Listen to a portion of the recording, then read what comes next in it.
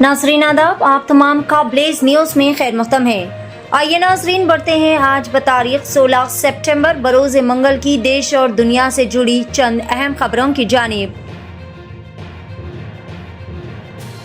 तेजस्वी यादव ने इंतखाबी मुहिम का कर दिया है शानदार पैमाने पर आगाज। इस हफ्ते वो 10 अजला का करेंगे दौरा और 400 किलोमीटर का सफर तय करेंगे।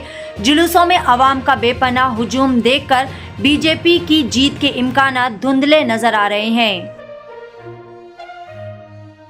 तमिलनाडु यूथ कांग्रेस ने वोट चोरी के मसले पर जबरदस्त एहतजाजी मार्च किया।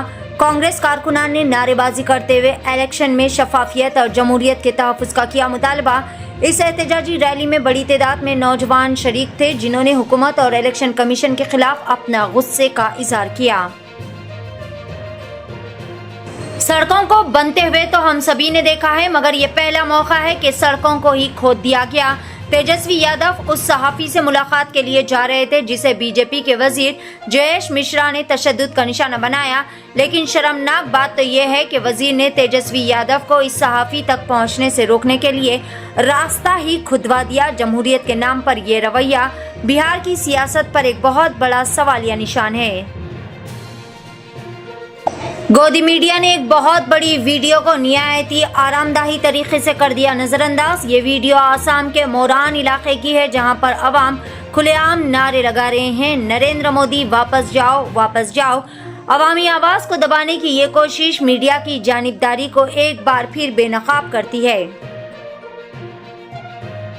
कन्हैया कुमार का बड़ा बयान। इन्होंने कहा कि बांग्लादेशी ना तो ब्लूटूथ के जरिए डाउनलोड हो रहे हैं और ना ही टिकटॉक से आ रहे हैं, बल्कि वो सरहद के रास्ते आ रहे हैं। कन्हैया कुमार ने वजीर दाखिला अमित शाह पर तंज करते हुए कहा कि वो मुल्क की सरहदों पर तवज्जो देने के बजाय अपने बेटे के क्रिकेट कैरियर संवारने में ज्यादा मसरूफ है।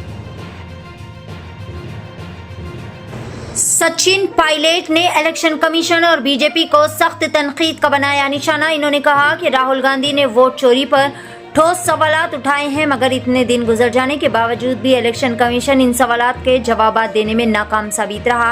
अब कांग्रेस पार्टी मजीद सनसनीखेज इंकशाफात के साथ इलेक्शन कमीशन के खिलाफ मैदान में उतरने की मुकम्मल तैयारी कर रही है। इंतखाबी सियासत में ये बयान नया तूफान खड़ा कर रहा है। 30 रुपए में आप क्या खरीद सकते हैं? एक चाय का कप या फिर बस का किराया। लेकिन अडानी 30 रुपए में 1020 एकड़ जमीन पूरे 30 साल के लिए हासिल कर लेते हैं। ये है वो हकीकत जो कि आम आवाम के लिए सोच से भी बाहर है। राहुल गांधी की वापसी के वीडियोस इस वक्त इंस्टाग्राम पर काफी ज्यादा धूम मचा रहे हैं। गली कूचों से लेकर सोशल मीडिया की स्क्रीन तक हर जगह इन्हीं की बाज़गश्त सुनाई दे रही है। राहुल गांधी अब बाज़ाब्ता तौर पर जनरेशन जेनजीज के सबसे बड़े रोल मॉडल बनकर उभरे हैं। नौजवान तबका इनके अंदाज, इनके सवालात और इनकी बेबाकी को खूब ज्यादा पसंद कर रहे हैं।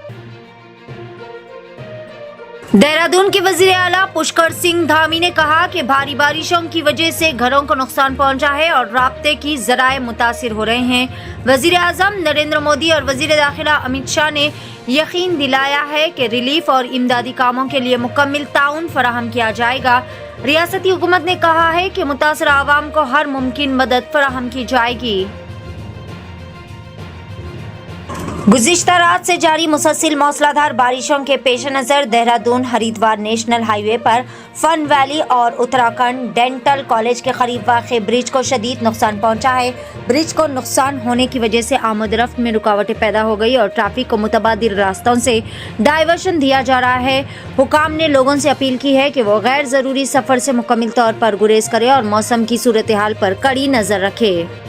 खबरों का सिलसिला आगे भी जारी रहेगा। इसी तरह की देश और दुनिया से जुड़ी मजीद ताज़ा तरीन खबरों से जुड़े रहने के लिए आगे भी ब्लेज न्यूज़ को इसी तरह से सपोर्ट करें।